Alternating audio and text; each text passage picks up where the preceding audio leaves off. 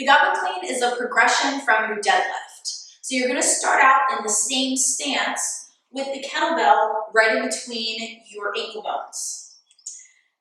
From here, it's going to be the exact same movement as your deadlift. So if you remember from the deadlift, it's a hinge pattern where your hips are moving backwards. You're keeping your shoulders packed. And as you come down, remember the deadlift was here.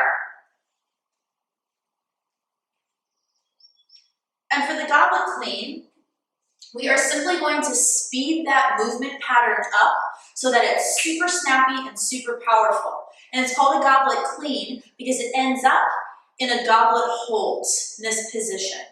So the goblet clean looks like this. I hinge, reach down for the bell, and I'm going to snap my hips as I stand up with the bell from my deadlift position.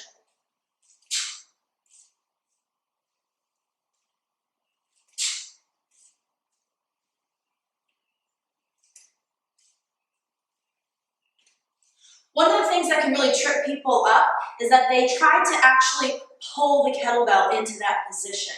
You want to use the hips to make sure that you snap, and the kettlebell will actually float through this space into that goblet hold position. The harder you snap, the more float you're going to feel, and the easier the exercise will become. So one more time, hinge, reach down, and I really want to focus on snapping those hips to get that kettlebell to float into that position. Snap. And then I'm going to drop and hinge back into my deadlift. Snap, drop, snap, drop. Good. One time from the side. I set up in between my ankle bones, hinge, make sure my shoulders are packed, reach down to it, focusing on my hip snap.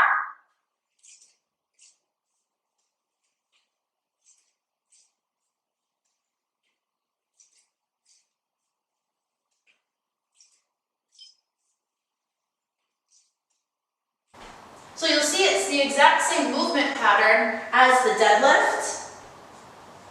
We're just speeding it up to be a bit more powerful and get it up into that goblet hold position.